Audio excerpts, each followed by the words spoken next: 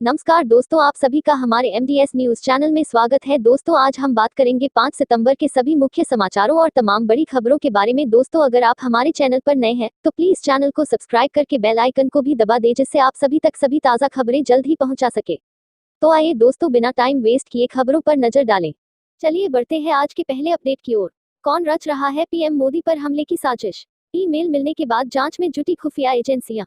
केंद्रीय जांच एजेंसी निया ने 8 अगस्त को एक ईमेल केंद्रीय गृह मंत्रालय home minister office of India को लिखा, जिसमें एक महत्वपूर्ण सूचना दी गई कि प्रधानमंत्री नरेंद्र मोदी पर जान के खतरे की आशंका है। प्रधानमंत्री को जान से मारने के लिए कोई साजिश रच रहा है। लिहाजा मामले की जानकारी मिलने के बाद गृह मंत्रालय द्वारा खुफिया एजेंसियों सहित जांच एजेंसियों के साथ उस मेल को साझा किया गया और इस मामले में सतर्कता के लिए सूचित किया गया। दरअसल एनआईए को एक मेल के मार्फत ये जानकारी प्रदान की गई थी। हालांकि उस मेल को भेजने वाला कौन है और क्यों वो प्रधानमंत्री मोदी को निशाना बनाना चाहता है, इस मसले पर कोई भी जानकारी उस मेल में नहीं दी गई है। माना जा रहा है कि ये हरकत किसी कट्टरवादी संगठन या जिहादी संगठन की है। जांच एजेंसी इस मामले की पड़ताल में जुट गई है। चलिए बढ़ते हैं अगले एक महत्वपूर्ण अपडेट की ओर। राजनाथ सिंह ने की रूसी रक्षा मंत्री से मुलाकात, इन अहम मुद्दों पर हुई चर्चा। पूर्वी लद्दाख में चीन से गतिरोध के बीच देश के रक्षा मंत्री राजनाथ सिंह रूस के दौरे पर हैं। यहां रक्षा मंत्री राजनाथ सिंह ने रूस के रक्षा मंत्री के साथ दोनों देशों के संबंधों को लेकर बातचीत की है। दोनों देशों के रक्षा मंत्रियों के बीच करीब 1 घंटे तक बैठक हुई। इस दौरान भारत के साथ अपने दोस्ती की फर्ज निभाते हुए रूस ने वादा किया है कि वो पाकिस्तान को हथियार नहीं देगा। इसके अलावा रूस ने भारत की सुरक्षा से जुड़े मामलों पर पूरा साथ देने का भरोसा भी दिया है। बैठक में रूस ने भारत के मेक इन इंडिया प्रोग्राम की भी सराहना की है, अपनी ओर से योगदान की बात कही। देश के रक्षा मंत्री राजनाथ सिंह शंघाई सहयोग संगठन एससीओ की एक महत्वपूर्ण बैठक में भाग लेने के लिए 3 दिवसीय यात्रा पर रूस पहुंचे हैं। रक्षा मंत्री राजनाथ सिंह ने कहा कि उन्होंने अपने रूसी समकक्ष जनरल सर्गेई शोइगु के साथ यहां एक शानदार बैठक की। इस दौरान उन्होंने देश की रक्षा सुरक्षा जरूरतों को पूरा करने में रूस द्वारा मुहैया की गई सहायता की सराहना की। राजनाथ सिंह ने पहले हुए समझौतों के तहत रूस द्वारा भारत को कई हथियार प्रणालियों, गोला बारूद कल पुर्जों की आपूर्ति में तेजी लाने को भी कहा। सेंसेक्स और निफ्टी को लेकर एक अहम अपडेट सामने आया है। वैश्विक बिकवाली के चलते सेंसेक्स 600 अंकों से अधिक गिरा, निफ्टी 11,400 से नीचे आया। वैश्विक इक्विटी बाजार में चौतरफा बिकवाली के चलते प्रमुख शेयर सूचकांक सेंसेक्स शुक्रवार को शुरुआती कारोबार के दौरान 600 अंक से अधिक गिर गया। बीएसई सेंसेक्स 615.70 अंक या 1.58% की गिरावट के साथ 38,375.24 पर कारोबार कर रहा था, जबकि एनएसई निफ्टी 170.40 अंक या 1.48% की गिरावट के साथ 11,357.05 पर था। सेंसेक्स में सबसे अधिक 2% की गिरावट एसबीआई में हुई, जिसके बाद axis bank, Kotak bank, ICICI bank, IndusInd bank, HDFC और एचसीएल टेक रहे। दूसरी ओर एकमात्र मारुति में बढ़त देखने को मिली। पिछले सत्र में सेंसेक्स 95.09 अंक या 0.24% गिरकर 38,990.94 पर बंद हुआ था और एनएसई निफ्टी 7.55 अंक या 0.07% की गिरावट के साथ 11,527.45 पर बंद हुआ। शेयर बाजार के आंकड़ों के मुताबिक विदेशी संस्थागत निवेशकों ने गुरुवार को सकल आधार पर 7.72 करोड़ रुपए के शेयर खरीदे। कारोबारियों के मुताबिक वैश्विक इक्विटी में बड़े पैमाने पर बिकवाली का असर घरेलू बाजार पर भी पड़ा। चाइना और इंडिया के बीच एक और बैठक। इंडिया चाइना स्टैंड ऑफ 5वें दिन फिर शुरू हुई कमांडर लेवल की बैठक। भारत चीन सीमा पर तनाव जारी है। दोनों देश बातचीत के जरिए मामले को हल करने की कोशिशों में लगे हैं। इस बीच एक बार फिर मामले को लेकर कमांडर लेवल की बैठक शुरू हो गई है। भारत चीन सेना के बीच ब्रिगेड कमांडर मीटिंग का ये 5वां दिन है। बैठक चुशूल में हो रही है। वहीं दूसरी ओर चीनी रक्षा मंत्री ने भारतीय रक्षा मंत्री राजनाथ सिंह से मिलने की इच्छा जताई है। दरअसल दोनों नेता फिलहाल मॉस्को में चल रहे शंघाई सहयोग संगठन की बैठक में मौजूद हैं। भारत चीन के सैनिकों के बीच पूर्वी लद्दाख में जारी तनाव के बीच ऐसा समझा जाता है कि चीन के रक्षा मंत्री वेई फेंघी ने शंघाई सहयोग संगठन एससीओ की अहम बैठक से इतर भारत के रक्षा मंत्री राजनाथ सिंह के साथ बैठक की इच्छा जताई है। बता दें, ये खबर ऐसे समय में सामने आई है कि जब लैग पर भारत चीन इंडिया चाइना डिस्प्यूट के बीच तनाव बरकरार है। विदेश मंत्रालय माक ने पैंगोंग विवाद पंगोंग डिस्प्यूट पर चीन को कहा कि लैग पर तनाव के लिए चीन जिम्मेदार है। चीन तनाव कम करने के मुद्दे पर विचार करना चाहिए। इसे लेकर सैन्य राजनयिक स्तर पर वार्ता जारी है। चीन सीमा से पीछे हटने पर भी गंभीरता से विचार करे।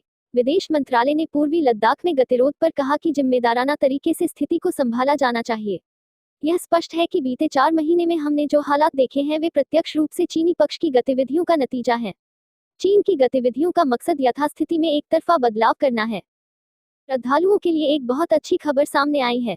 श्रद्धालुओं के लिए खुले हेमकुंड साहिब के कपाट, पहला जत्था रवाना होने के साथ ही इस साल की यात्रा शुरू। उत्तराखंड के चमोली जिले में स्थित सिखों के पवित्र तीर्थस्थल हेमकुंड साहिब गुरुद्वारे के कपाट आज अरदास के बाद खोल दिए गए हैं। इस दौरान श्रद्धालुओं के द्वारा जो बोले सो निहाल के जयकारे लगाए गए। वहीं पहला जत्था रवाना होने के साथ ही इस साल की हेमकुंड यात्रा की विधिवत शुरुआत हो गई। गोविंद घाट से हुक्मनामा लेकर पंच प्यारों की अगुवाई में रवाना हुए इस साल के पहले जत्थे में सीमित संख्या में श्रद्धालु शामिल हैं। इसके साथ ही वहां स्थित प्रसिद्ध लक्ष्मण मंदिर के कपाट भी खुल गए हैं। गुरुवार सुबह से ही गोविंद घाट गुरुद्वारे में शबद कीर्तन का आयोजन किया गया और गुरु ग्रंथ साहिब के पाठ और अरदास के बाद पंच प्यारों की अगुवाई में इस साल के पहले जत्थे को हेमकुंड साहिब के लिए रवाना किया गया। पीएम मोदी की ओर से भी एक बड़ा ऐलान सामने आया है। पीएम मोदी ने विदेशी कंपनियों से कहा, निवेश के लिए आप जैसी नीतियां चाहते हैं वह सब भारत में है। प्रधानमंत्री नरेंद्र मोदी ने गुरुवार को निवेशकों को आमंत्रित करते हुए कहा कि भारत आज दुनिया में निवेश के लिए सबसे बेहतर स्थान है। उन्होंने कहा कि कंपनियां निवेश के लिए जिस तरह का भरोसा और नीतियों में अनुकूलता चाहती हैं वह सब भारत में उपलब्ध है। मोदी ने वीडियो कॉन्फ्रेंसिंग के जरिए अमेरिका भारत रणनीतिक भागीदारी मंच को संबोधित करते हुए अपनी सरकार की तरफ से सुधारों की दिशा में उठाए गए कदमों और कोयला खनन, रेलवे समेत विभिन्न क्षेत्रों में अवसरों का जिक्र किया। उन्होंने जोर देकर कहा कि भारत एक मजबूत लोकतांत्रिक और विविधता वाला देश है और हाल के महीनों में दूरगामी सुधार किए गए हैं। मंच का 5 दिवसीय सम्मेलन 31 अगस्त से शुरू हुआ। इसका विषय अमेरिका भारत के सामने मौजूद नई चुनौतियां है। प्रधानमंत्री ने कहा कि भारत निवेश के लिहाज से सर्वाधिक अनुकूल देश है।